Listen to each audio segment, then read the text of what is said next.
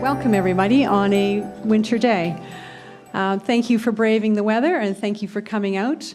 My name is Dr. Margot Mountjoy, and I am a sports physician here in Guelph, and it's with great pleasure that I bring you all here to this, I think, very exciting night where we can all come together as a community, as professionals, athletes, and interested folks to talk about a very important issue facing our athletes and our children in our community.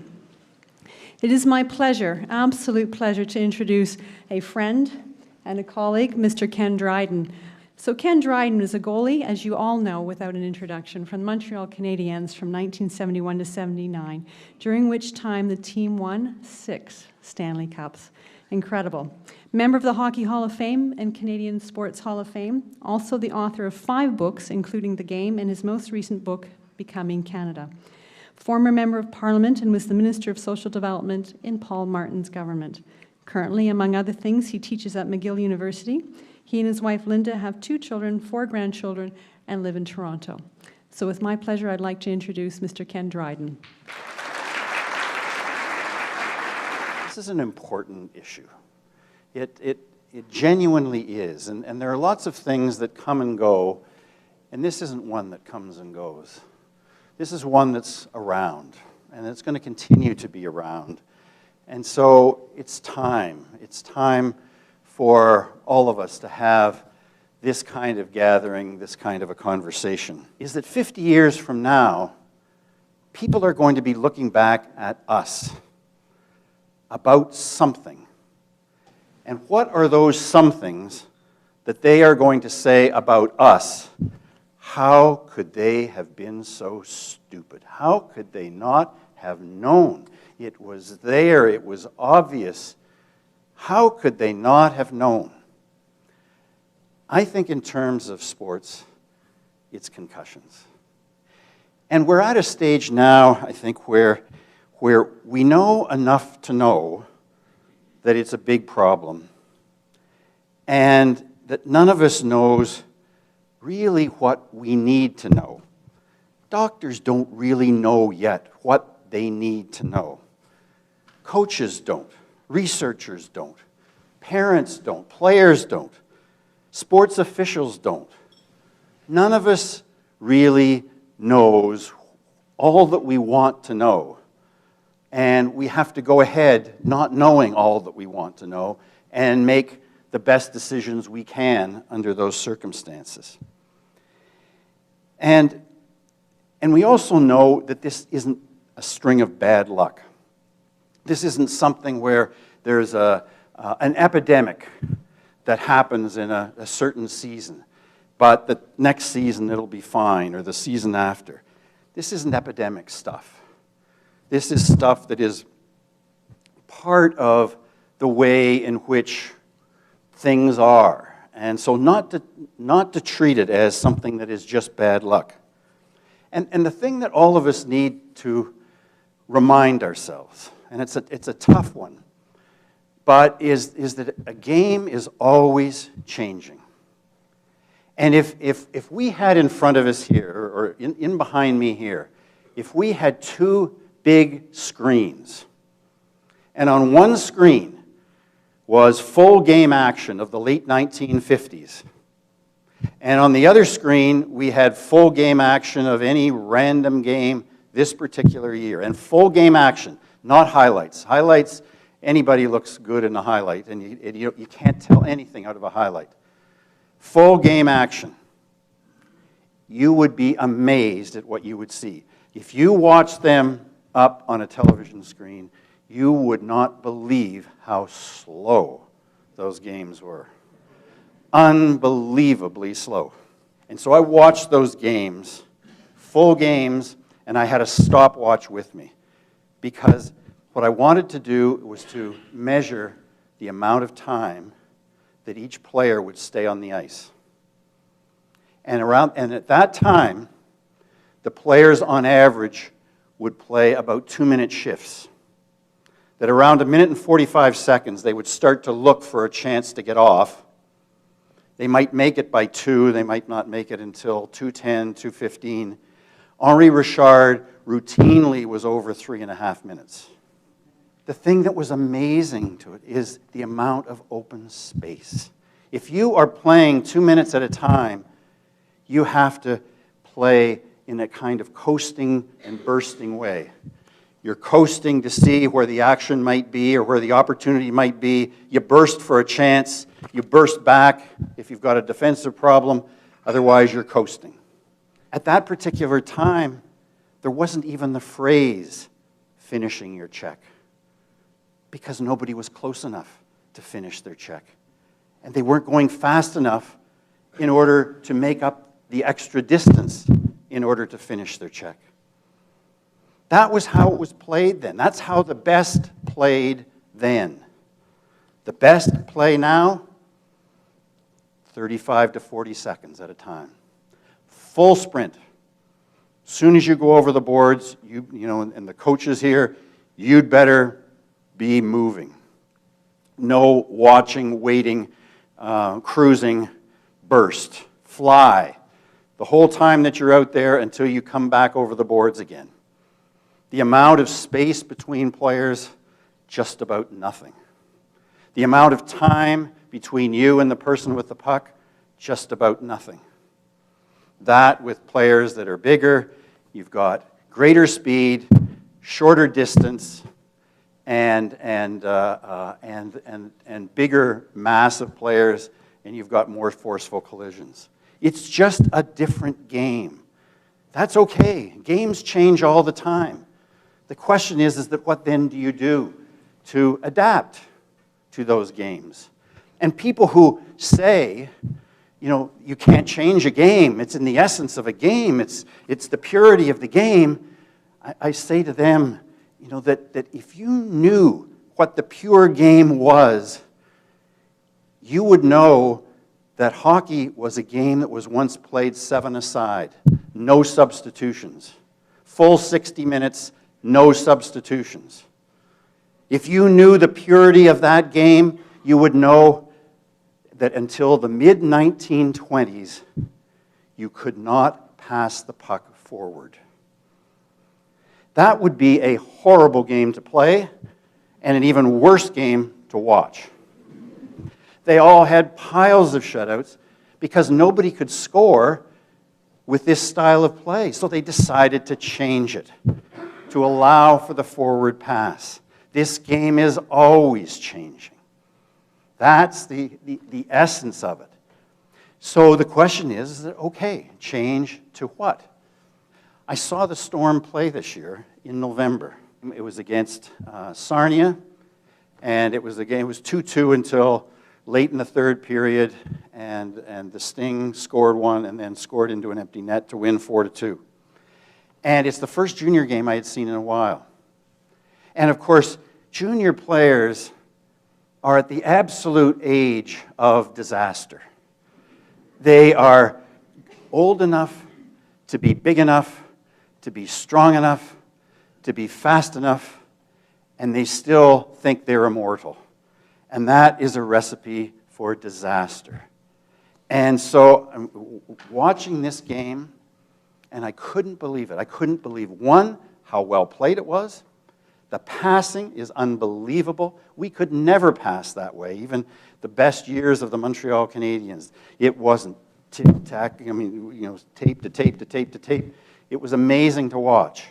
And in spite of 50 opportunities to do something really stupid, I didn't see one stupid thing in the game. Now, but the rest of the game, played at the level that it was being played at, was played, and with every opportunity to do stupid things, it wasn't stupid. It was amazing. And it was so optimism, it was such an optimistic sight to be able to see how, a game can be played that's just as exciting to play, just as exciting to watch, and had no stupid stuff in it. We're going to have some young athletes first who will come up onto the stage and to talk about their experiences with concussions. Then, after they speak, then we'll have some doctors, trainers and physios, those who are involved in treatment and also in return to play, for them to tell their story. And then after that, we're going to have a number of people who are the most respected hockey voices and people in the community. So we have the Storm well represented, the university well represented, we have on-ice officials, off-ice people, and so we have that whole range of where, in our last session in that way, or part of the evening, of where people can start to talk in terms of what would we do? How might we approach all of this?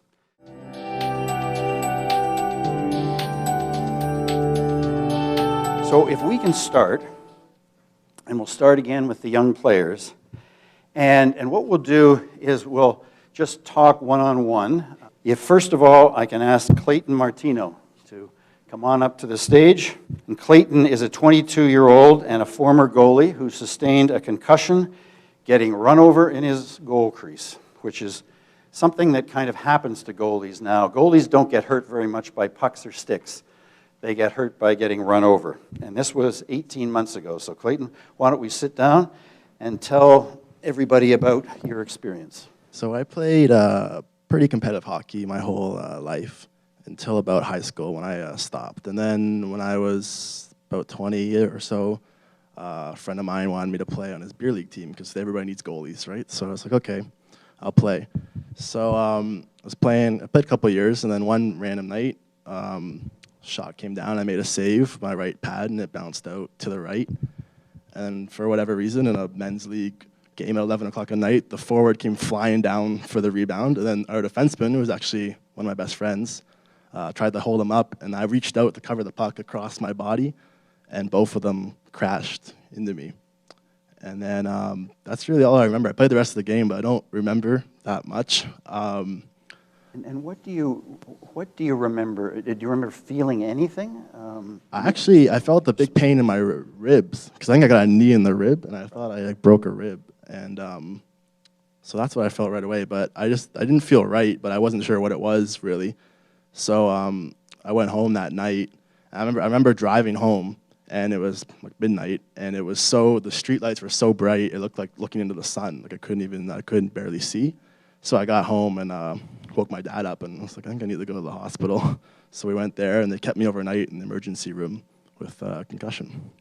They said it was pretty serious, but I wasn't sure how serious it was really. I mean, I didn't feel very good, but I felt okay. So they're like, well, they just kind of let me go. They didn't really tell me anything. They just said, go home. So I said, okay. So I went home, and I wasn't really sure what to do. So for a few days, I didn't feel very good.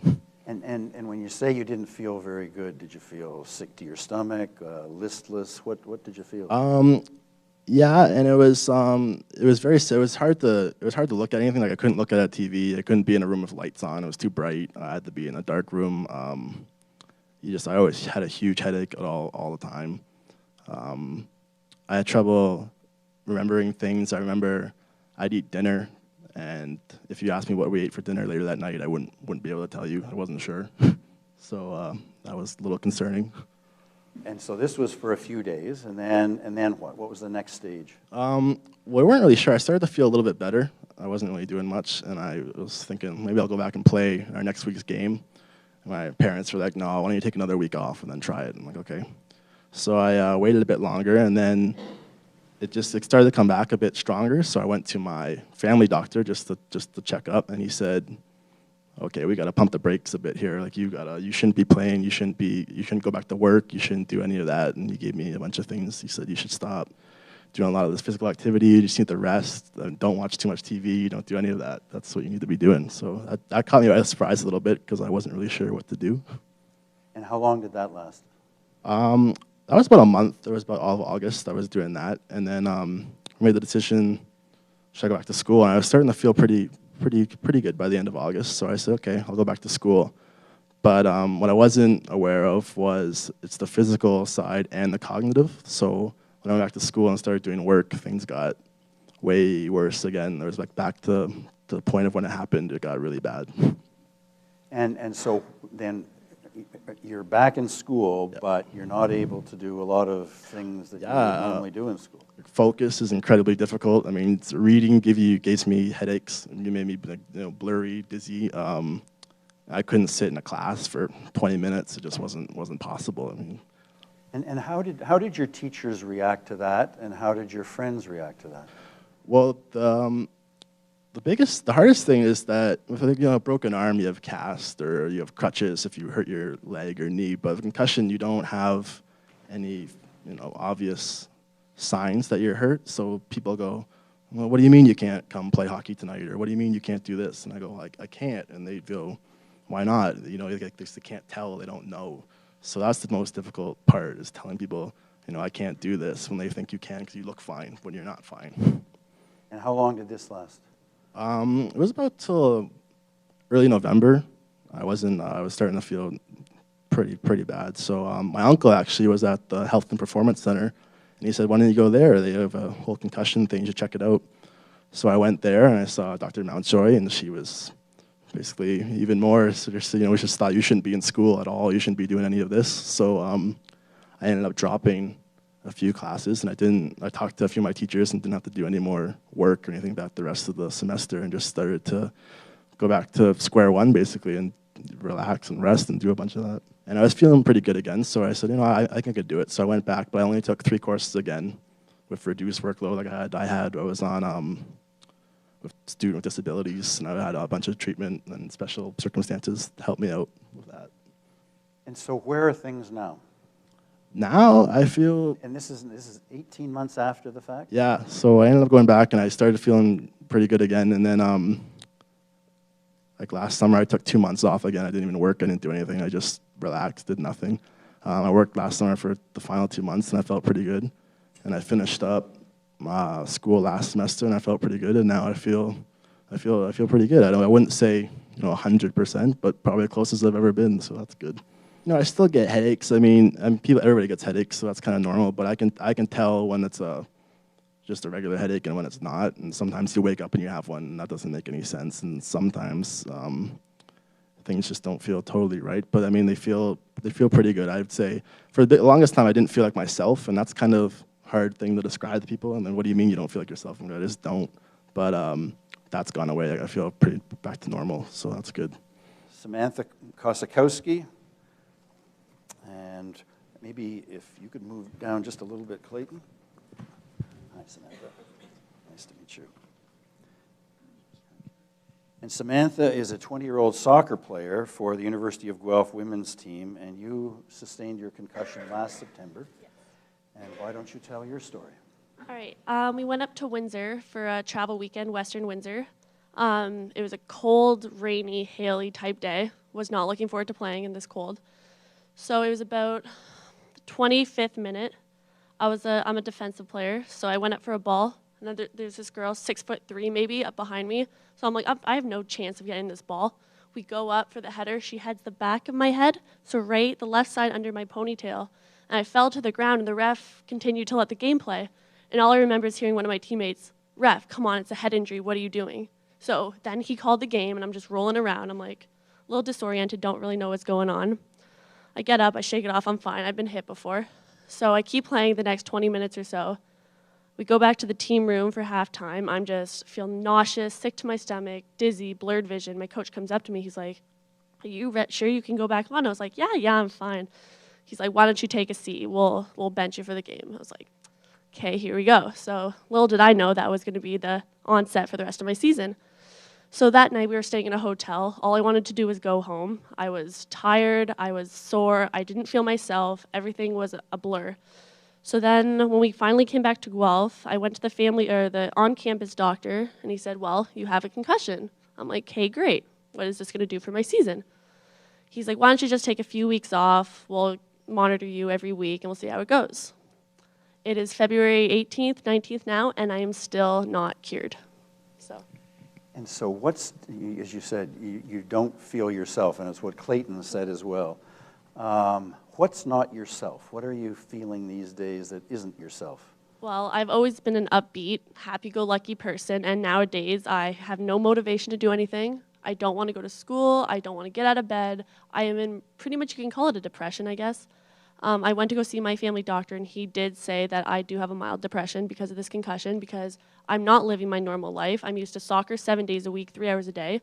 I can't play soccer. I can't go out I can't have a social life. So all I do is get up, go to school, come home, and do nothing. So that's really the definition of not being myself. Right. And how about the school part of it, the academic part of it? I was a very stubborn person, so I did my readings. I went to all of my classes. Like, my physiotherapist even said, oh, you should probably drop a class, like maybe take 4 classes. And I was like, no, I can handle it, because I didn't want to be behind. I didn't want the added pressure and stress. So I took the 5 classes, and let's just say it didn't go as I wanted it to. So where are things now for you? And as you approach the rest of this year, what are you feeling? Well, I went to go see a neurologist, and he pretty much gave me the speech of, you suffered a severe concussion, and you have either one of 2 decisions. You continue to play the game, you risk another head injury, brain damage for life, or you hang up your cleats and you call it a retirement. So what I have right now is one of the biggest decisions I've ever had to make in my life. Either quit the game that I love more than anything in the world, or risk serious permanent brain damage. For those of you who are going through the concussion, this is advice that I got from one of my teammates. She sustained 7 concussions and is still playing the game. You can't let yourself be down. You can't leave yourself in the darkness. You have to get out, be with your friends, do the routinely activities that you do, or else you will lose sight of yourself. You will fall into a depressive state. Just, you have to keep going on with your life, because life does go on. Thank you, Samantha. Thank you. Claire Kelterborn. And Claire is 11 years old and plays hockey for the Guelph Thunder Pee Wee A's, and sustained a concussion at the end of September and just returned to play about 3 weeks ago. Claire, can you tell us your story? Well, I was playing in September, and it was just our exhibition games. And a girl came from behind me, and I didn't really know what happened. I just remember kind of opening my eyes and looking up at the arena ceiling. And I tried to lift up my head, and I was getting really bad headaches and pains in my neck. So I just stayed down, and my trainer came out to me, and we just went and left right to the dressing room. And so I just got undressed slowly, and I was actually with my grandma because my parents were somewhere else. So we went home, and we just rested. And then I went to school the next day, and I couldn't concentrate. The lights and noise were really bothering me. So I stayed home for a couple of days, and I went to Dr. Galvin's office, and so she said that I did have a concussion, so I had to rest for a long time, and the headaches, they just didn't stop. And what was resting to you? Resting? Well, I couldn't watch any TV, use any electronics, or I just couldn't do a lot of activity, really. Even going on short walks gave me pretty bad headaches, so I would basically no reading at all either. And are these headaches different from headaches that you would have had before in your life? Yeah, I noticed that a lot of my headaches were short, sharp pains in my head, and they would only last for a couple of seconds, but they would be repeated. And how long did all of this continue? Well, a couple of months, actually. And I had injured my neck. I had whiplash, so that was contributing to the headaches. I had done a concussion test that I had done before my season started, and the results were okay, I guess. I just had to rest, basically. And you heard what was said before about the effect in terms of friends and school. Did you have similar experiences that way? Well, I did have to take a lot of time off of school. Well, a couple of days anyways. But I did notice that I was a little out of it. I guess it was hard to focus sometimes in school. But it didn't really affect my friends or anything, my attitude really. And now you're feeling entirely better? Yeah, I am. I feel like I'm back to myself because I started playing hockey again, so it's good to be back with my friends on my hockey team. And is there anything that you can't do now or you've chosen not to do now at this stage? Well, since I'm completely back, I just try and stay away from anything that could really hit me in the head. Like if I was playing soccer or something, I wouldn't go goalie. I don't want to. So just try and stay away from things that could potentially give me another concussion. And so far as you're concerned now, that it's full steam ahead, and you're hoping and expecting that will all just continue for you. Yeah. And is there anything that we haven't talked about that I've missed? I don't. Well, very good. Well, thanks a lot, Claire. Sarah Van Norman. And Sarah is 32 years old. She's a skier, a mountain biker, a triathlete, and believe it or not, she's involved in roller derby. Not anymore. And who had, first in concussion, you believe, in a ski race crash about 3 years ago. Yep. This floor is yours. Well, you were talking about adolescence being at a stage where you feel invincible and just carrying on. It seems really obvious now that the last 3 years have been full of head traumas for me, but it really didn't feel like it at the time. I had a bad ski crash, and I also had whiplash. I, at the time, was a young executive director, and I had a very short period of time off to recover. So, you pick up your socks and you keep going, and that was sort of the first episode, and sort of over the next 6 months. Just to interrupt you, I mean, how could you have been experiencing, as you described it, head trauma, but not know it? I had a really stressful job, and I thought I had tension headaches, and I've always been an athlete, and I played rugby. I'm used to feeling my body hurt, and it was inconvenient to really try and figure out what was going on. I lived by myself, so it wasn't as if there was someone around saying, "Wow, this is the fourth headache this week," or anything like that. So the next 6 months after that, sort of things kind of slowly started to go downhill, and I started playing roller derby as a stress outlet. I think that might be a symptom right there. Yeah.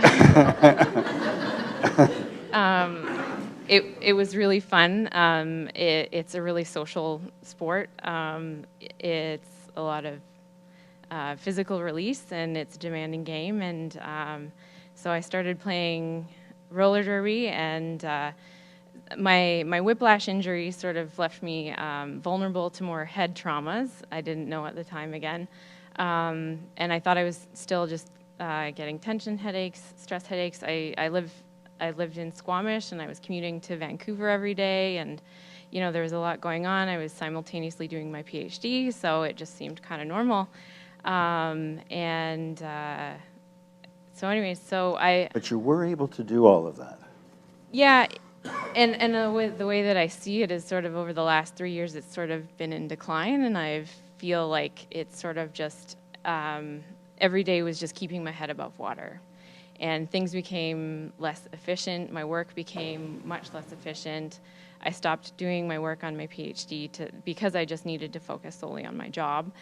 And anyways, so this past summer I was mountain biking with my derby friends, and by that time my doctors think that my concussion symptoms had degraded my balance and my vestibular system to a point where I was making errors in my reaction that I normally wouldn't. So we were on a simple trail, and I went over my handlebars. I cracked my helmet, and we all laughed. I have a loss of memory about that specific incident, but that didn't seem to be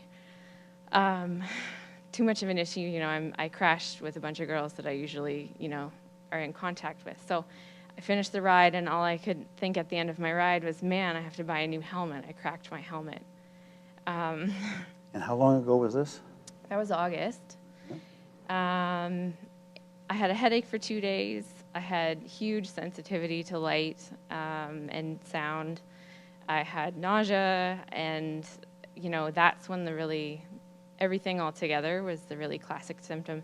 I went to my family doctor, and he referred me to a specialist in Whistler, and that sort of started everything. I did concussion protocol. I felt really good for a month. I did the Spartan race in Squamish in September. That was okay, so I was able to return to play. I didn't, at the time, realize that my concussion history was so long. I thought it was just the bike accident. So anyways, I did the Spartan, and then I went to a roller derby practice, and I got checked from behind. A girl was falling by accident, which happens, and right away I had symptoms again. So that sort of started on this process. My parents live in Cambridge, so I was moved home because I couldn't do anything like everybody else. So you've been home how long now? Mom stayed with me for a month in Squamish, and so I've been home since the end of November. And what does today feel like? Pretty tough. Yeah, Brett is my physiotherapist, and we've been doing great work, and in a way that's been a lifesaver with my massage therapist. Getting the physicality back in my life is really important, but I don't feel like myself. My studies are on hold. I don't feel like I have the confidence or the intelligence that I did once. It's such an interesting phrase that almost all of you have used with I don't feel myself. And I can remember at that conference that Margot was mentioning in Zurich, so many of the people there, the way they would diagnose somebody first would be a phrase almost exactly that, except it would be the other person's perspective saying that he doesn't look like himself. And that you don't have a checklist to say, well, the skin's a little paler or this or that. It's just the overall impression, this person doesn't look like themselves, and that is the strongest indication that they aren't themselves in some way. Something isn't quite right, in it. So where, as you imagine yourself 6 months from now, a year from now, where are you? What are you doing? What are you thinking of these days? I'm not sure. I don't have the concentration right now to complete my PhD. I've left my job. I'm 32 years old, and I don't know what the next step is for me, and that's really, really tough. I'm trying to see it as an opportunity, and on good days I can. But I really don't know. I hope that I can keep getting better physically, and it's the emotional part that, is the next. And is there anything, just as I asked the others, is there anything that we haven't talked about that I've missed and that you should be saying? I don't know. I guess the theme is, I think I'm a relatively intelligent person, and for 3 years, I really, it was a misdiagnosis. When I started to struggle, my family doctor in Squamish, very rightly, thought that I had an anxiety depression issue, and most likely I did, but it was caused by something else. So he put me on something for that actually masks pain as well. So it's just, the message from me is that, you really have to listen to yourself. Thanks, Sarah. And Ryan is a 20-year-old player in the Guelph Storm organization who suffered his first concussion January 1st, 2011, when called up from Listowel to play for the Storm, which wasn't really very good timing. No. So basically, I get called up to play for the Storm. I'm all excited. Obviously really excited to go play. And late in the third period, about a minute left to play. The puck gets dumped into their end. I'm coming around the net. The Sudbury defenseman comes and hits me. My head. He hits my head. My head hits the glass. I fall to the ice. I kind of look up, not really sure where I am, kind of dazed. So I start skating back to the bench. Just sit on the bench. The game's over. I go in. I tell Lori, she's our trainer, that I'm fine. I'm feeling okay. Obviously, because I'm one of those players that I don't like to say that I'm hurt if I can play and if I know I can play. So she kind of did the couple tests that you're required to take when you get hit to the head. She said I was looking fine. I felt fine. I didn't feel like totally myself, like totally perfect, but I figured it would go away, just a quick headache. So later that night I'm driving to dinner with the team. The bright lights are kind of getting in my head. Everything's kind of dizzy. I have dinner. I talk to Lori there at the dinner and say, hey, something's wrong. I have big headaches. I'm getting dizzy. The lights are bothering me. So we took the next steps that you need to take for concussions. The next day, the concussions got worse. The back of my head was just pounding. So I went to the doctors. The doctors diagnosed me with a concussion. So I basically took a week off, didn't go to school, didn't do anything really, just slept in my bed, went downstairs and kind of sat in the dark room on the couch. Took the steps that I needed to do. So I missed about 3 weeks, and after the 3 weeks, I took the steps that you need to take to get back in. So you do the walking, and then you take 24 hours, then you start biking, and then you can start your practicing, and then all that kind of stuff. A year passes, and this year in November, playing against Sarnia, and I get hit, a blindside hit to the head. The face-off, I was coming up the middle of the ice. I didn't have the puck. I was looking at one of my forwards with me. And I get hit to the head. I don't remember what happened on the hit until I saw the video replay after, but I do remember falling to the ice, trying to get up three or four times, couldn't stand up. But eventually I got up, skated to the bench, and went right into the dressing room, did the tests I had to do, diagnosed with a concussion again, and I missed 2 weeks for that one. And when was that? How long ago was that? That was in November. That was November. Yeah. So where are things today? I feel 100% now, no headaches, no nothing. Just obviously it takes a couple of weeks after you're fully healed to kind of be the player that you usually are. So like going to the corners, kind of taking hits, giving hits. But now I'm 100%. You feel like yourself now. Yeah. And in no other activities that you're doing where you might have to focus and have stress and have to concentrate, none of those things are triggering anything either. No, nothing really bothers me. I've taken courses at University of Guelph. We practice every day, so things like that, workouts, everything I'm fine with. And in terms of as you approach the future as a player, do you are you imagining how? Like, I mean, in the instances where you had your concussions, was there any way of making those plays differently, where in fact you might have been less vulnerable, but still able to be as effective in making the play as you need to be if you're going to be a player? Yeah, the first one, just the puck goes behind the net. I should have been more aware that there was a defenseman coming and maybe protected myself a little bit better. But the second hit, I had no idea. It was a blindside hit. The puck was nowhere near me. I didn't have it, so I couldn't have protected myself any better than that. And is there anything that we haven't talked about tonight that I've missed? Just basically taking time to get better. Don't lie to yourself. Say, hey, I'm feeling better, even though if you aren't feeling better. Take the time off because it's better for you in the long run. So I think that with me taking time off and doing the proper steps, that's what's got me back to being 100% both times. Thanks, Ryan. Thank you.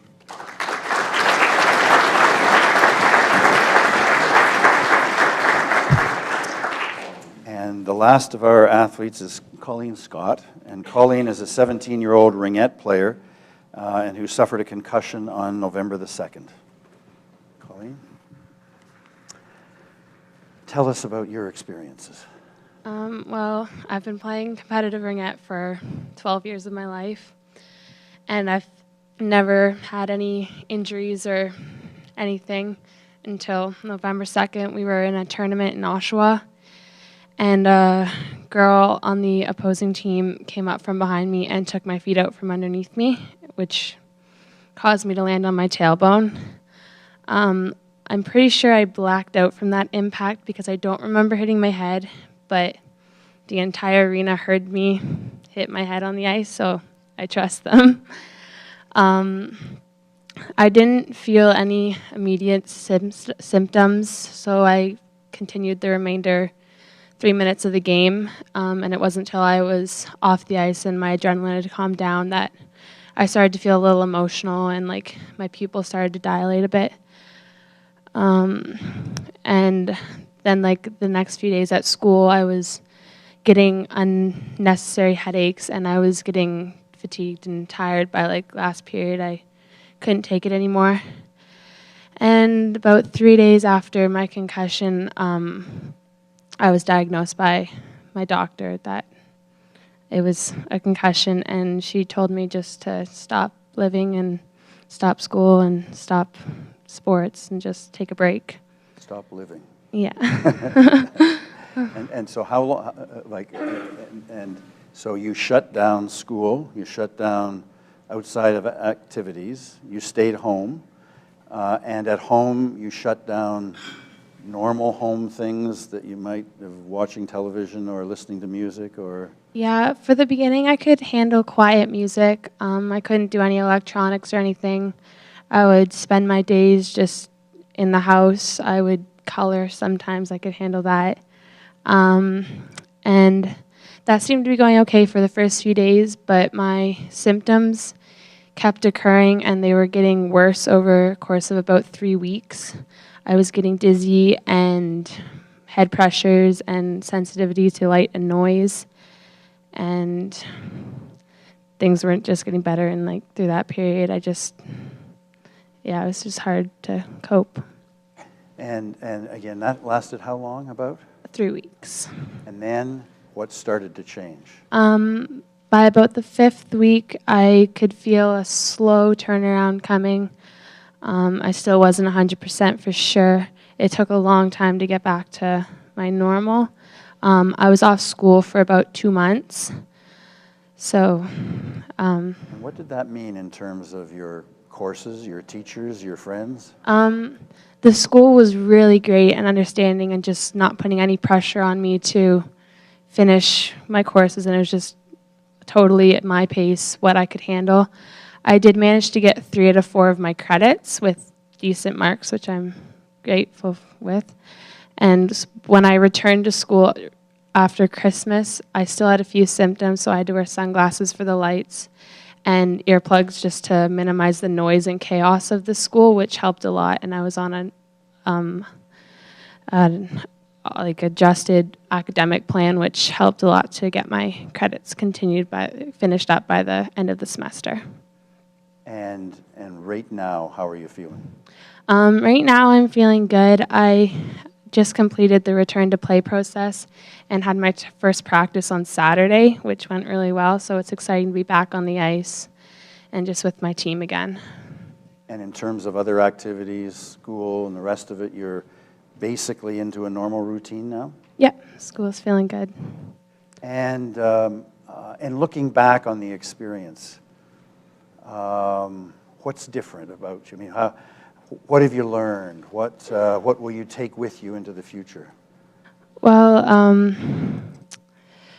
I for sure, because when I was getting better and I was almost back, I was observing and watching the games, and for sure from a game aspect, I can understand the game a bit better because I was seeing it from a different perspective, and I can kind of understand where I should be on the ice and to how improve my game and just make sure the accident doesn't happen again. And one of the hardest things was just the isolation that it was kind of feeling, because it's hard for people who aren't going through it to understand what you are feeling. And as much as they try, it's a lonely process sometimes. And are you used to lonely? No, I like social, like with my ring out team and everything. I'm usually around people a lot, and I do like alone time, but it's nice to be social too. Anything that we haven't talked about? Yeah, one of the most important things I think is just to make sure you take enough time off with your concussion and don't rush back into your activities and even like school. Just like take it off and just take a break from life, because that's really what will help the healing process. Thank you. You're welcome.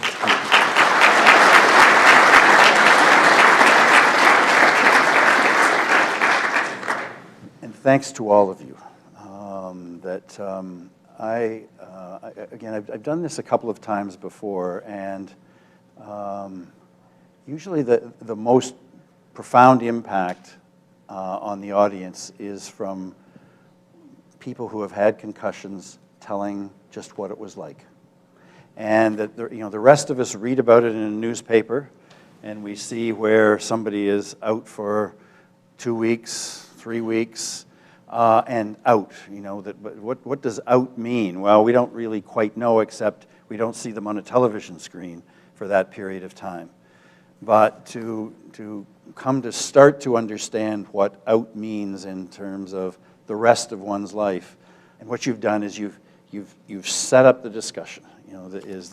That we know now why we're here. We know the implications of this question.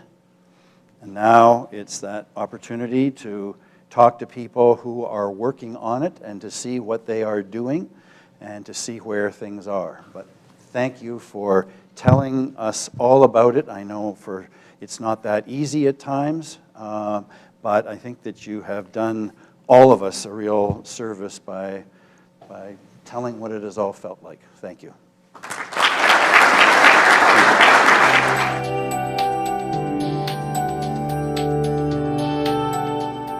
So our next group, the doctors and return to play people, to speak about their experiences in treating concussions, what a concussion is, its symptoms and effects, the consequences of repeated concussions, what we know and don't know, and so on.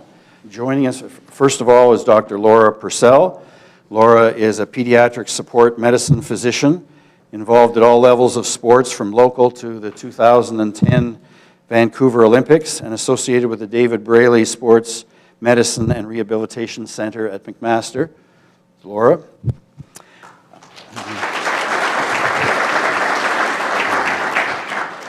Dr. Margot Mountjoy. Margot is a sport medicine physician, member of the IOC Medical Commission, and assistant clinical professor at McMaster School of Medicine, and is a retired international level synchronized swimmer. Margot.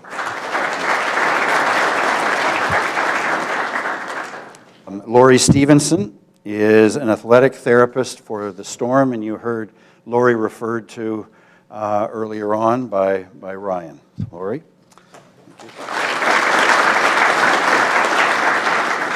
And Brent Lyons is a physiotherapist and a driving force in the Health and Performance Center's concussion management program. Thanks. You heard 6 athletes, some of whom you know, some of whom you have treated. But just, if you can just start out by reacting to what you have heard. I think the biggest thing for me is listening to all of their stories and how so many of them were so similar, because the thing that's so hard about concussions is every athlete presents differently. Every athlete experiences different symptoms, and every athlete is out for a different length of time and has an overall different experience. So in listening to their stories, there were a lot of them that experienced some of the same symptoms, but they've all been out for such a different period of time. So I think it's recognizing that everybody is different, and you have to kind of listen to yourself. And I know a couple of them said it, is listening to your body and realizing that, yeah, you're not right, because you know your body the best. So it's easiest for you to tell us when you're feeling back to normal. Well, for me, it's a little bit different because I don't see anyone above 17 years of age.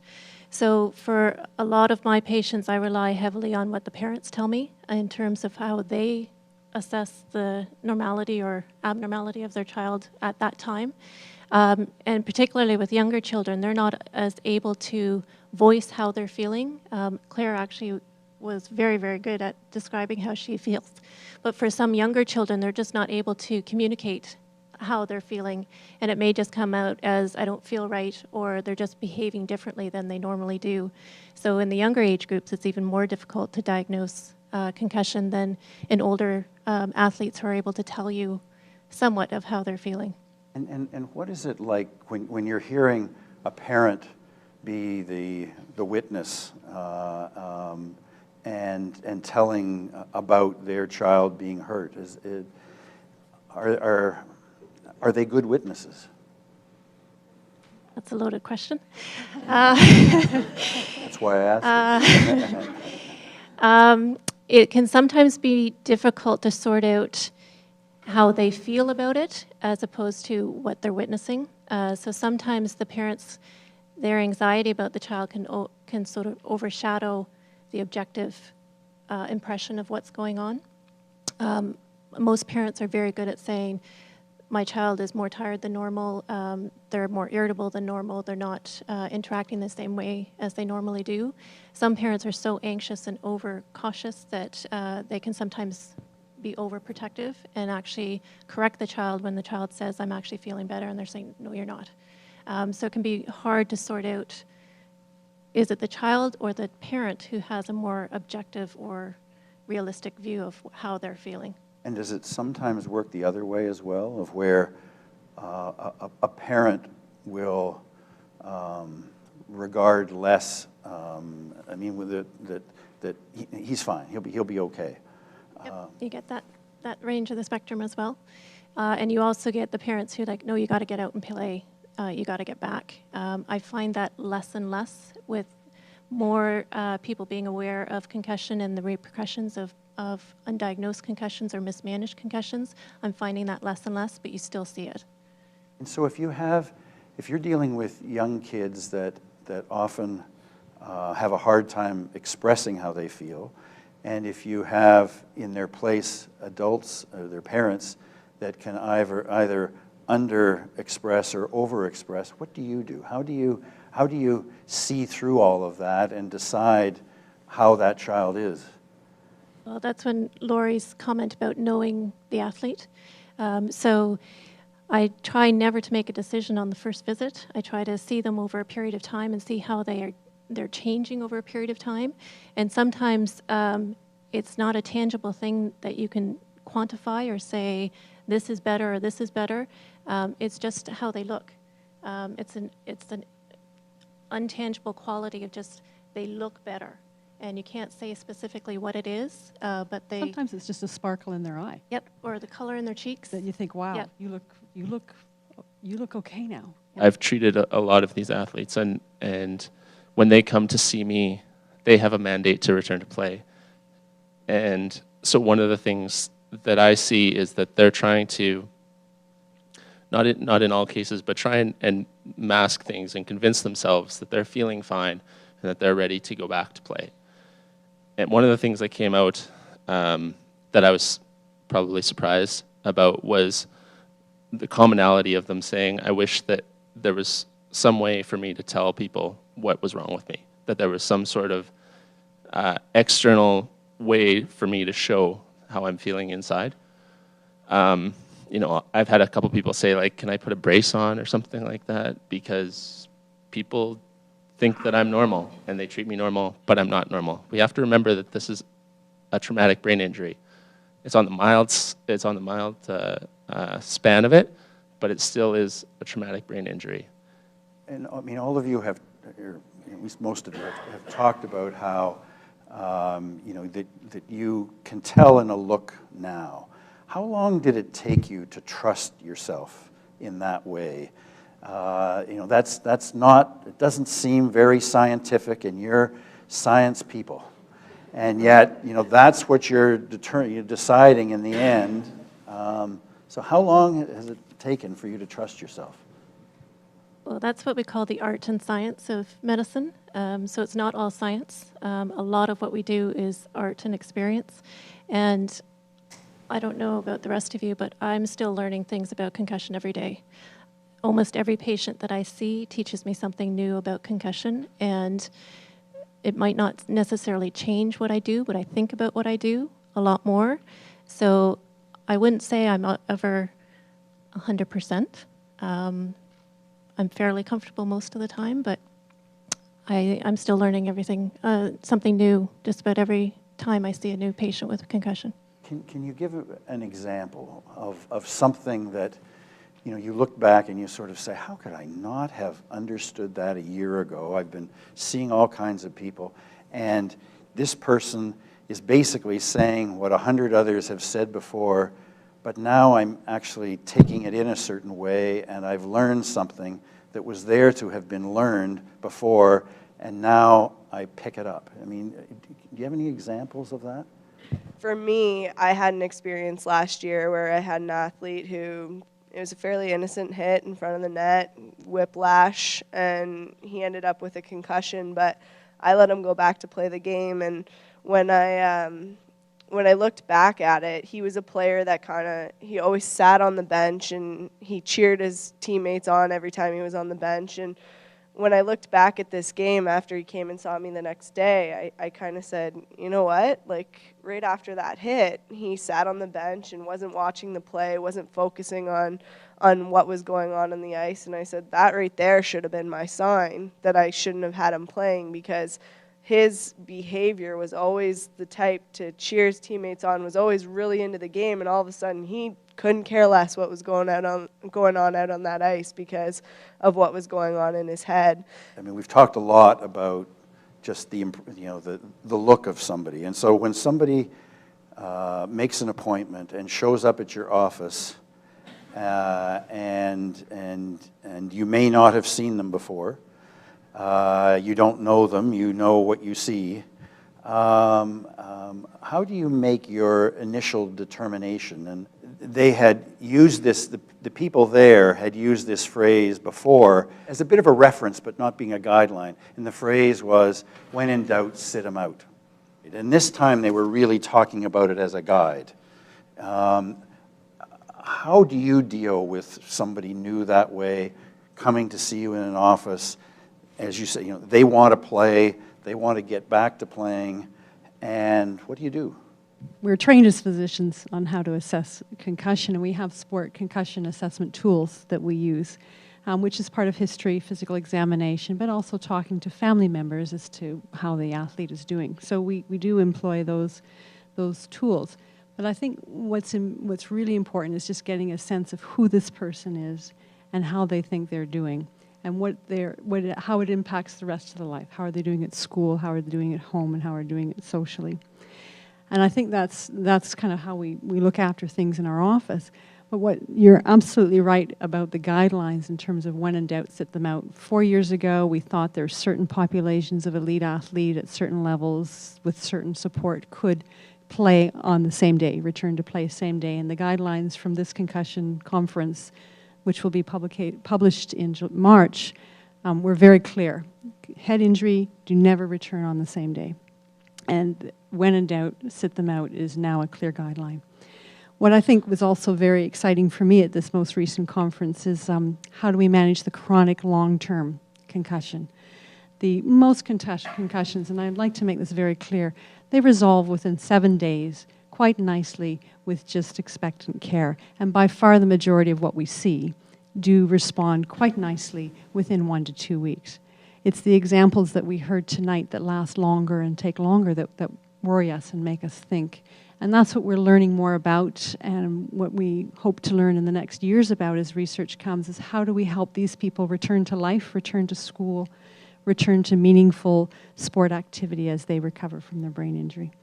And are you getting better at, when somebody does come in to see you, of figuring out, that this person, chances are that they'll be back in a week or 2 weeks.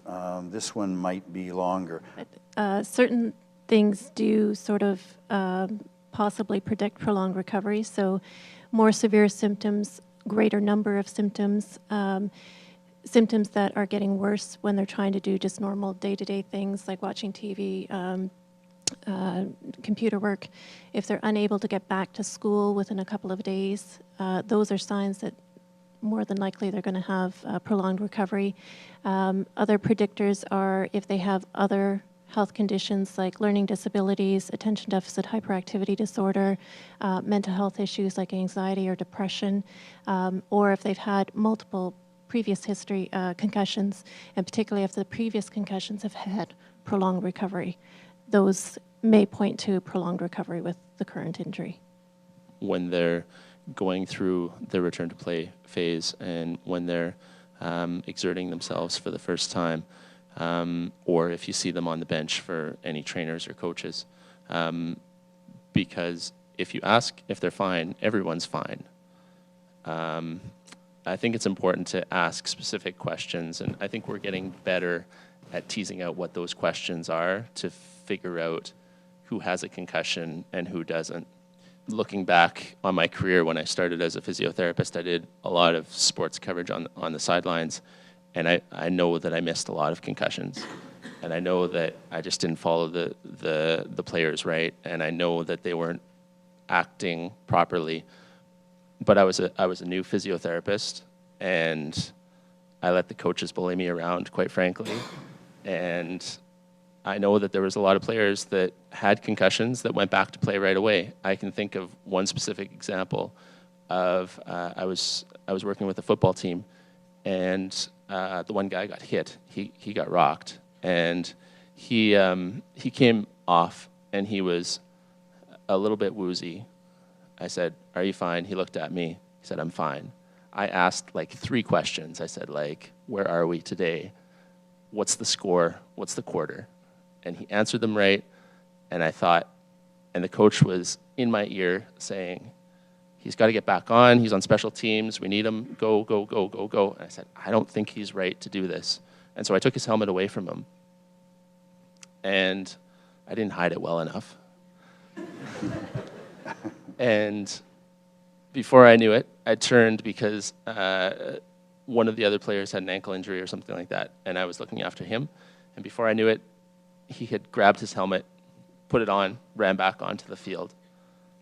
After the game, he couldn't, they were supposed to all put their jerseys into the center so that they could get washed and everything like that. He threw his into the garbage. And he was a 4th-year player. You know, it was completely out of context for him. And those sorts of things, I think if I had been asking the right questions at that point, that I definitely wouldn't have let him play again, for sure. That coach that you described that was in your ear, do you think that if you were on the sidelines this fall and the same sort of thing happened, would that coach be still in your ear, or have things changed somewhat, at least in that regard, over this time? I mean, I think that varies on, I mean, as we know, the spectrum of personalities of coaches is huge. So I don't think that it would be the same as it was. But I would be a lot more, I would certainly advocate for my players a lot more. And the problem that I did was I put the value of the team ahead of the player. And the coach was pushing me, and I thought, this is an important game, and we need him, and that was wrong. I need to put the player above everything else, and now we have good, solid research to back that. What's the biggest thing that you don't know now, and that you really, more than anything, want to know? And if you did know, it would make such a difference as to the work that you're doing. I think the biggest thing is using the resources that we do have. Like, we have so many doctors here in Guelph that are working with Guelph minor hockey to help increase awareness and decrease people going back too quickly. I know Guelph Minor Hockey requires impact testing now as a baseline at the start of the year. Like, use those resources. If you're unsure about a kid, the coaches know better than anybody how they play. Get the coaches on board and say, you know what, I'm not really sure how this kid is doing. Watch their play for me and help to let me know what's, like, if they seem off to you, we need to pull them from the game. And get your coaches on board at the start of the year, and then you're aware you guys are all on the same page. I think that's the big thing. I mean, historically, there might have been even more of a tension between a coach and a trainer. And what you're saying is no, that we've come far enough now that we really are on the same page. We need to understand we're on the same page and act like we're on the same page. Exactly, yeah. One of the big things that I've learned is that there is stuff that we can do for people with concussions as well. Vestibular training, there's treatment for neck issues. Lots of headaches are caused by neck problems. People that have had concussions for over a month now, there's research that's being generated that says that we can exercise them and that they can get better that way. So taking a proactive approach to the treatment of concussions, I think, is a really exciting thing. I think what I'm learning about are the long-standing concussions. The other ones, I've been doing this for 25 years, so I'm comfortable with the regular ones. It's the chronic ones that sometimes stump me as to how and what we should be doing. So that's what I want to be learning more about. What I might have a slightly different focus with my work with the International Olympic Committee. One of my big jobs internationally is working with sport federations to change their rules, in sport to make them safer. I've worked with the gentleman who got the rule change for FIFA. The elbow to the head is now a red card.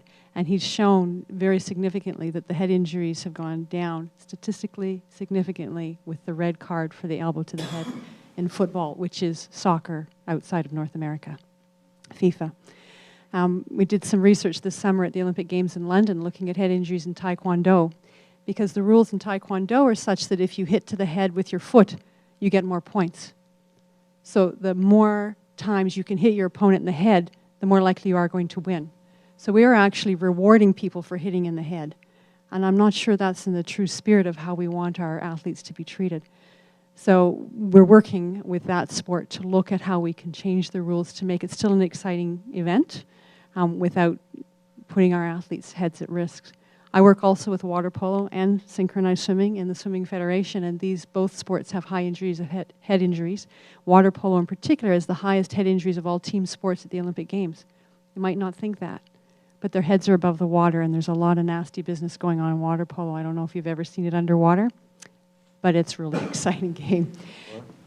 One thing that I've been focusing more on lately, or in the last couple of years, is particularly with my population, is that return to sport is actually secondary. It's return to school that has to be the focus. So return to learn should be the primary endpoint of concussion recovery, and then secondarily return to sport.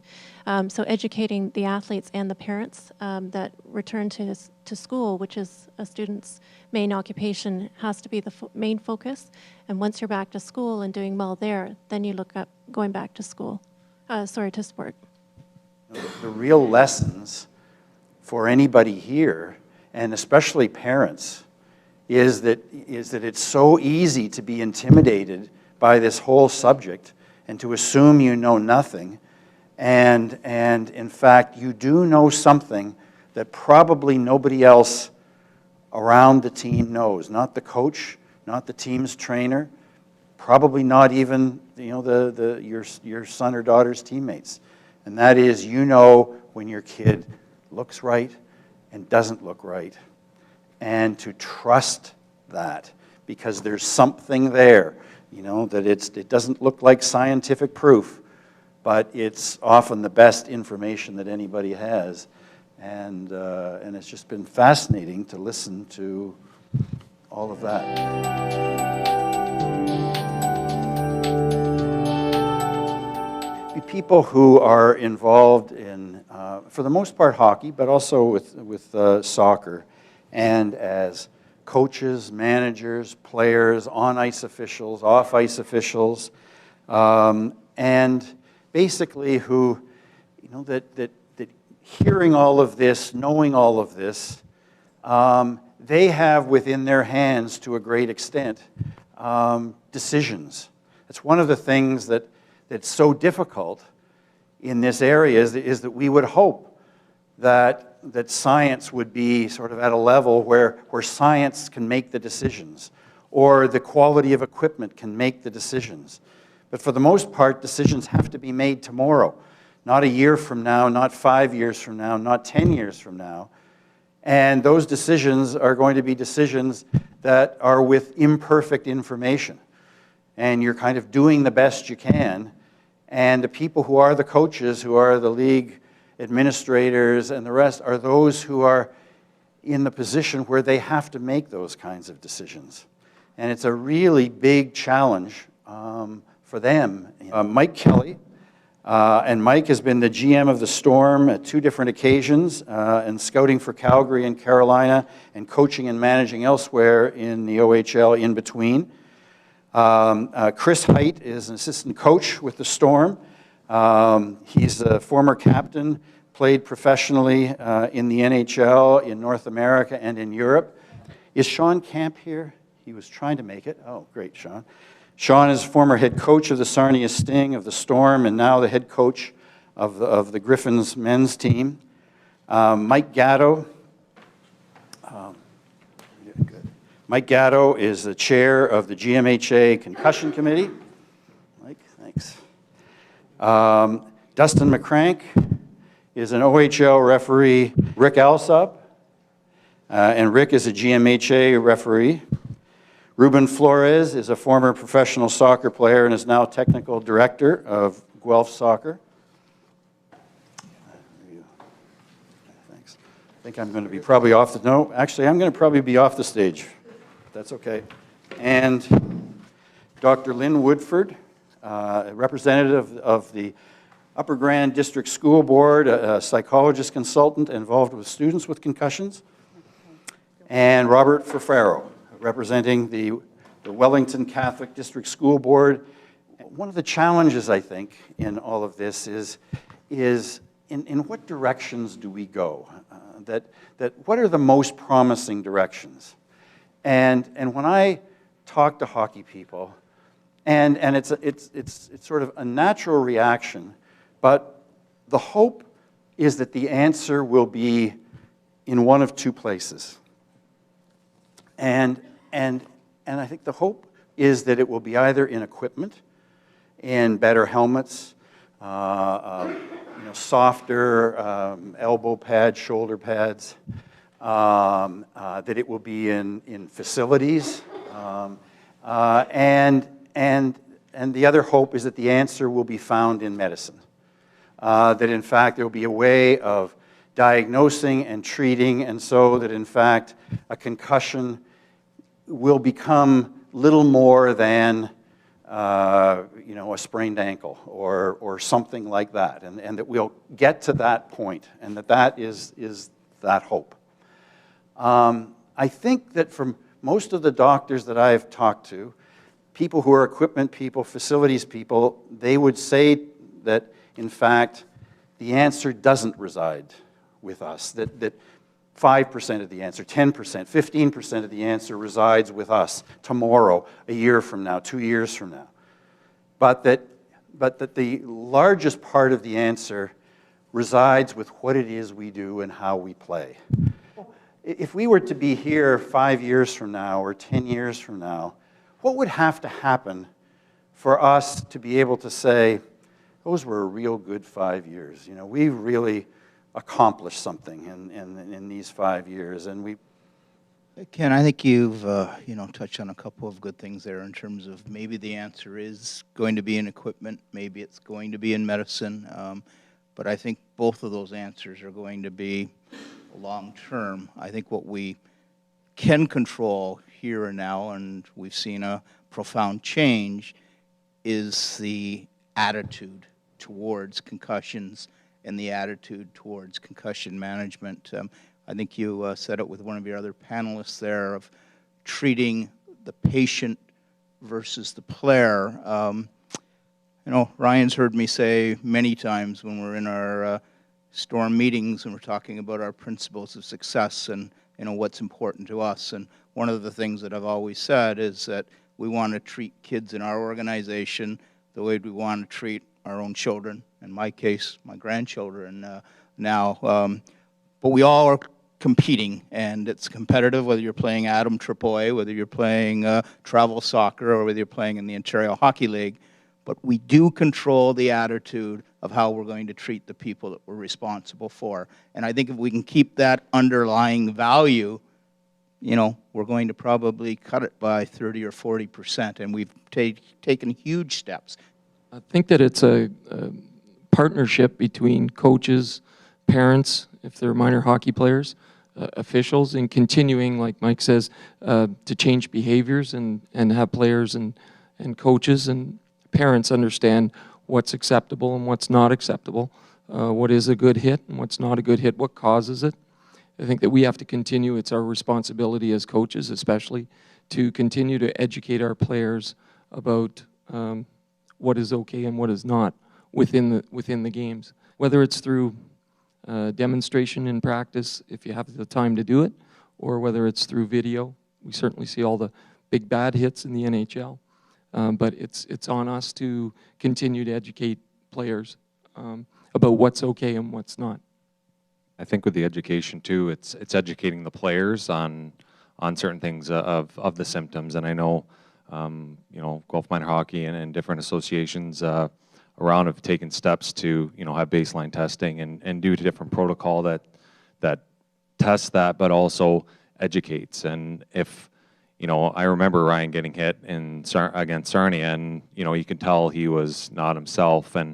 And, you know, like Ryan said, he's the type of guy that wants to go out and play and wants to compete for his teammates. And you know, you're going to have kids like that, but it's important that you also give those guys that side of it at the start of the year, right? You tell them, you know what, it's not going to affect you. You know, it's not the macho thing here to, you know, come back. We know what type of kids you are, that you want to be there for your teammates and you want to play. And, you know, as a coach and management, you have to express that to your players and say, listen, we know you guys love the game, or girls, we know that you guys want to play and contribute to your team. Your teammates and your coaches and the town or whoever aren't going to think any less of you. And first of all, I want to thank you for the invitation. I want to thank the people that invited us here, and I'm flattered to be here with this panel. I don't know them, but it sounds impressive. I play soccer. I come from a different country, and this is awesome. I came here without knowing what to expect. The only thing that I thought it was, I'm going to learn something new. I'm going to hear something that I probably know, but maybe just reinforce it. And I can maybe share a couple of things that I have on my own.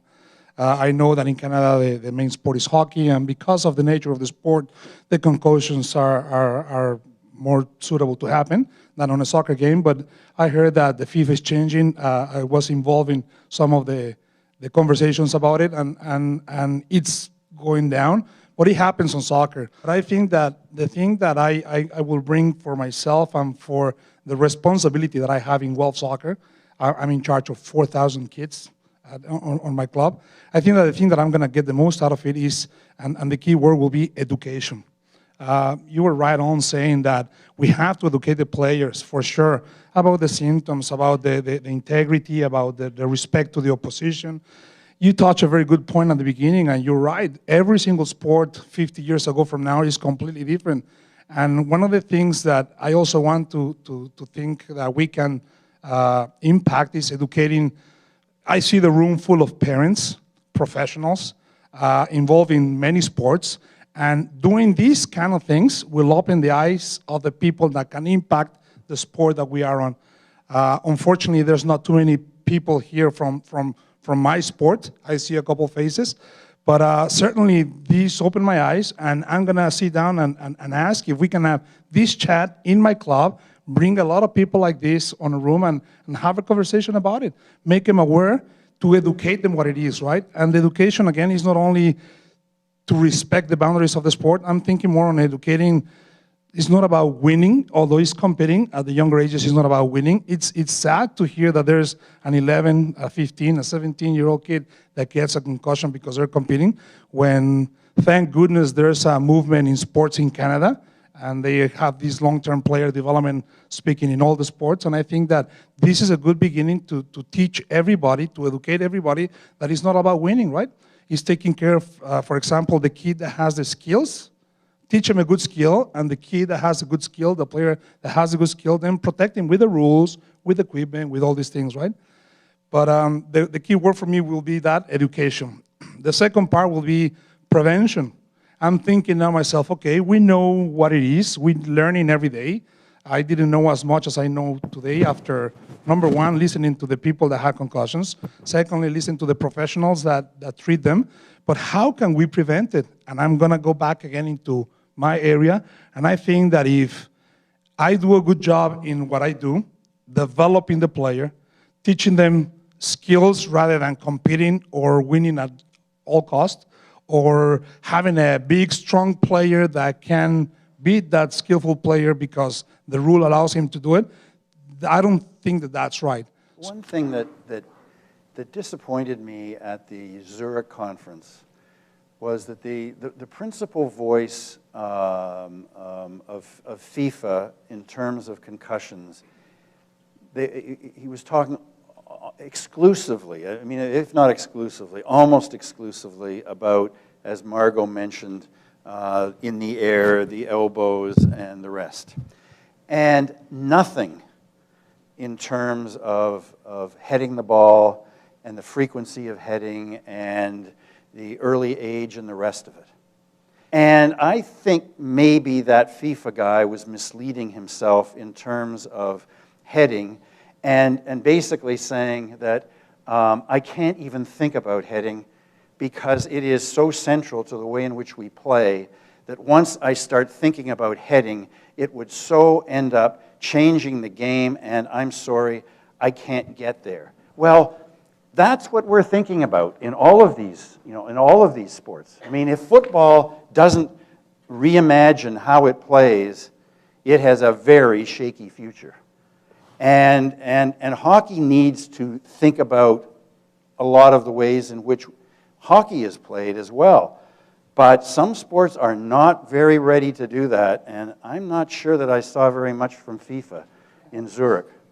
There was a conference at the Ontario Soccer Association where the national team coach from Chile came, and he said, if we want to succeed on the next World Cup, the one that was playing in Canada, we have to work on the heading aspect.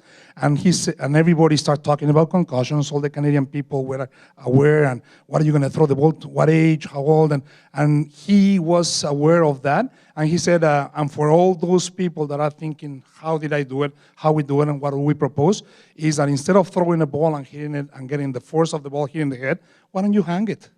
When you touch the ball, there's no resistance, and the technique will be the same one. And he proposed a couple of things that people were like, oh, wow. So there's ways to do it, and I have to agree with you that because he's the biggest sport in the world, they don't want to change.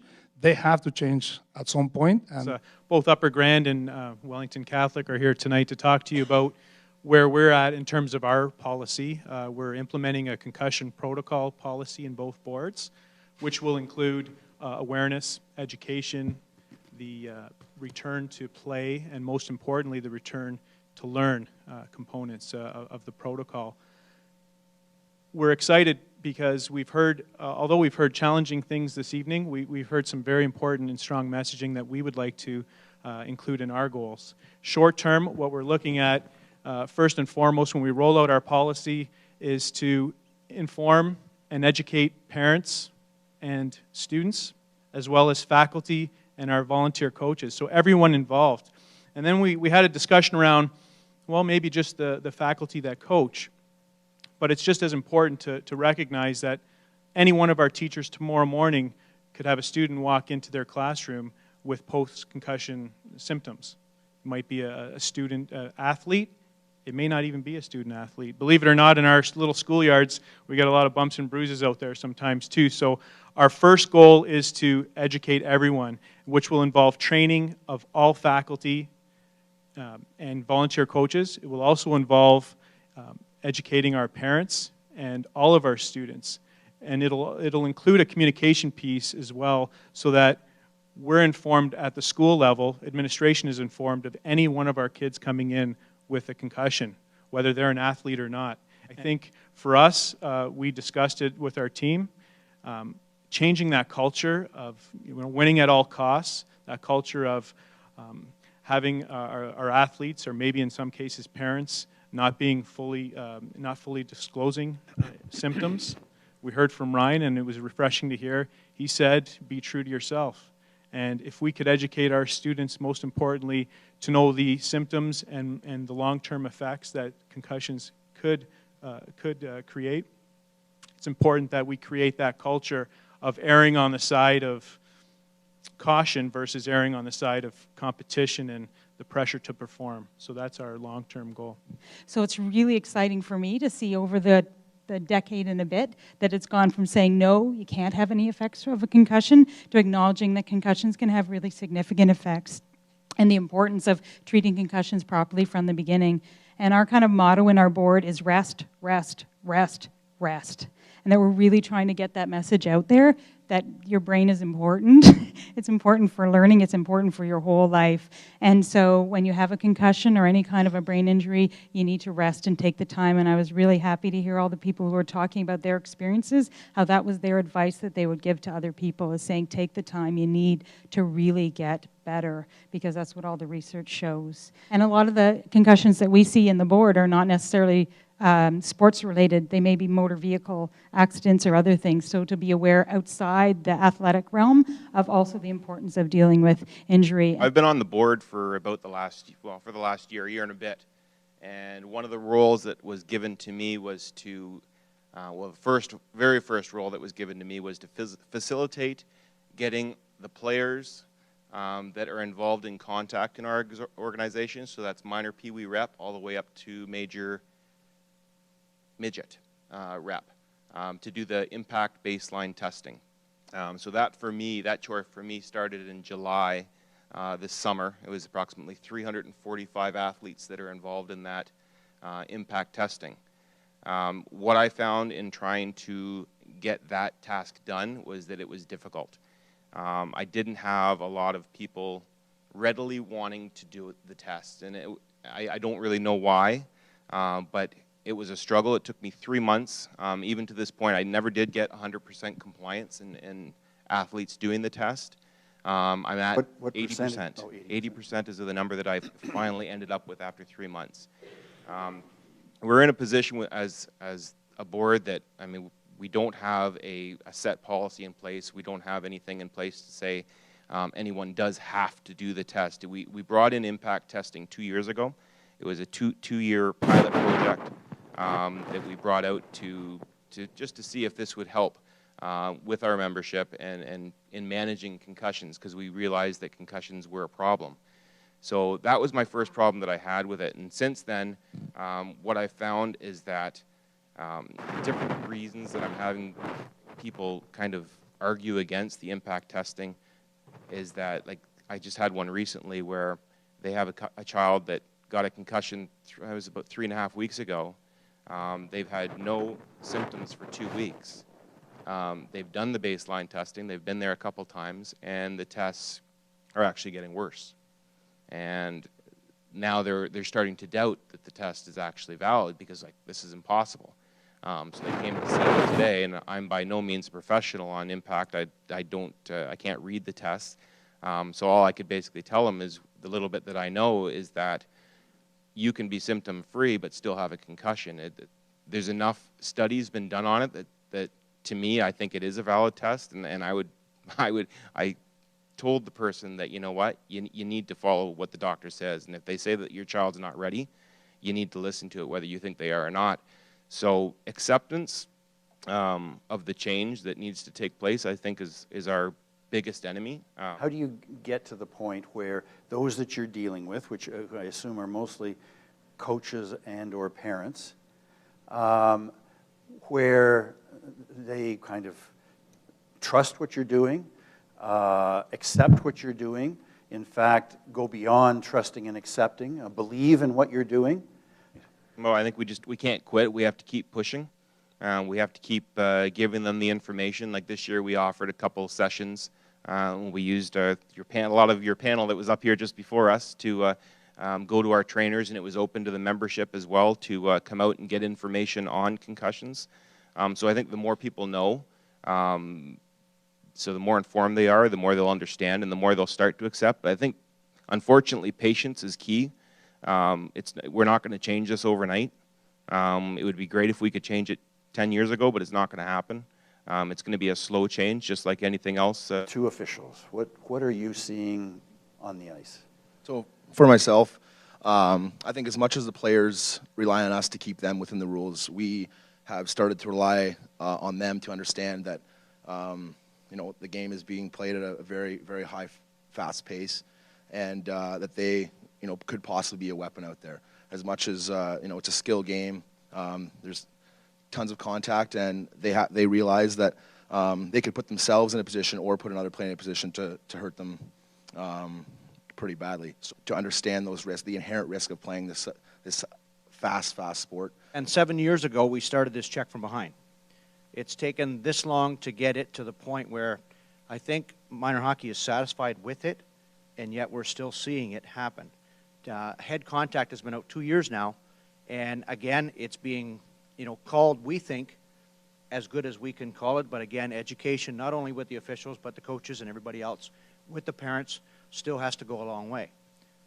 Every September, we have recertification clinics for OMHA officials.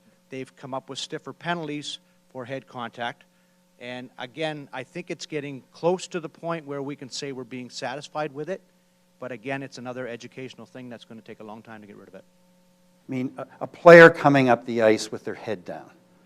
I mean, the traditional understanding of that is, well, if that player is going up the ice with their head down looking at the puck, they are creating an advantage for themselves by being able to look at the puck, and therefore they should suffer the consequences for the advantage that they are creating for themselves, and therefore basically their fair game. And that may have been true at one time, when hockey was a game where the puck was advanced by the puck carrier, when stick handling was the skill, and you took it up the ice, and therefore looking down at the puck was to your advantage. It's not to your advantage anymore. You don't want a player who is looking down at the puck. So that player who's looking down at the puck now no longer has the advantage, and yet there's still this kind of sense that if that player is stupid enough to put themselves in a vulnerable enough position like that, they are fair game, and a hit to the head is okay, and after all, they've lowered their head down, and therefore almost any part of the opponent's body is going to strike them in the head, and therefore they shouldn't suffer the consequences for it. And I think we're beyond that. I mean, I think we're at a point of saying that a hit to the head is dangerous. I mean, a hit to the head causes damage. And that's no longer a good enough explanation, and especially if you throw out the competitive side of it, because it's no longer an advantage to have your head down. I think that the head counts it as a hit to the head. And if the head counts it as a hit to the head, it's a hit to the head. And I remember Crosby in his first, and I think it was his first press conference after many months of not speaking, he had just one simple phrase that I thought was just perfect. I mean, why didn't the rest of us think of it beforehand? He said, the league asks us to be responsible for our sticks. So now anybody, doesn't matter, you get somebody in the face with your stick, and it doesn't matter how it happens, you're going to get a penalty for high sticking. The league has said you are responsible for your stick. So Crosby's phrase was, the league asks us to be responsible for our sticks. Why shouldn't it ask us to be responsible for our bodies? That a hit to the head has no purpose other than injury. I mean, there's no reason to hit somebody in the head to get the puck or anything else. You can do other things to get the puck. A hit to the head is an intent to injure. You can generate exceptions of where, well, This guy was looking to draw a penalty, so he purposely put his body forward and his head towards the boards, looking to have somebody hit him from behind into the boards to draw a penalty. Well, we have penalties now for diving, for instigating, for generating a penalty that otherwise wouldn't be a penalty. I think that we are getting farther. Maybe look that World Junior play where everyone got excited, saying it was who came down. I think Anthony Camara came down and hit from the blue line, and the player had his head down. And it was a big hit, and everyone thought, that is part of hockey. That's part of the game. That should be no call. Well, at the same time, Camara had his head up, looking, skating at the player, and understanding that he had his head down. And you have to, as a player, we haven't been taught this, but again, we're starting to teach kids that if you see a player with his head down, you can't hit him. You're not allowed to anymore. You can hit him in a legal way with a shoulder, hopefully to the chest, which is what Camara did, but he was maybe going a little too fast, so maybe he charged him a little bit. So you have to find other ways to take the puck or take advantage of these players without making that big hit that we think is part of hockey over the last 10, 15 years. That game that I saw you play against Sarnia, where from the 50 minutes or so that I saw of the game, that it was played at a really high level, smart play, skilled play, as exciting as one could want to play or to watch, and with every opportunity for stupid and not one moment of stupid. Was that a rarity, or is that starting to become the way in which the OHL is played? Yeah, that's the way it's starting to be played, and I think what you described earlier, that classic Scott Stevens body check on Lindros, which was not only accepted, it was applauded for 30 and 40 years. I can remember when David Branch were starting to take the initiative, and myself sitting with, the Brian Kilrays and the Larry Mavides, and Hartsey happened to be Craig Hartsburg sitting with me, and, aghast at what David was suggesting, which is what you were suggesting, that it should not be, the exception that we allow it, it should be the norm, okay? No tolerance, hitting to the head, okay? It's no longer there. And frankly, with all due respect to the National Hockey League and their administrators, I think if they had somebody as strong-willed as David Branch and prepared to take as strong a stance as David Branch, I think it would be cleared up at that level 50 or 60% more than it currently is. And let's face it, the whole hockey world follows the National Hockey League, okay? So that would be the biggest step forward that we could take if the National League was even more aggressive than they are. But is there a protocol of when a kid goes down, and I went through this with people in Thunder Bay, and they didn't have a protocol of when a kid goes down, who makes the call as to whether the kid can continue to play? Can the referee make the call and sort of look at the state of the kid and say, sorry, your night's done? Or is it the coach's call? Or is it the trainer, the team trainer's call? And then if they make the call, if there is a protocol and that call is made, then is there a protocol about then what needs to happen before that player can return to play? Well, right now it's the trainer that has the call, and basically what we have is recommended guidelines is what we have. If it's a suspected concussion, the recommendation is that you go to see your family doctor.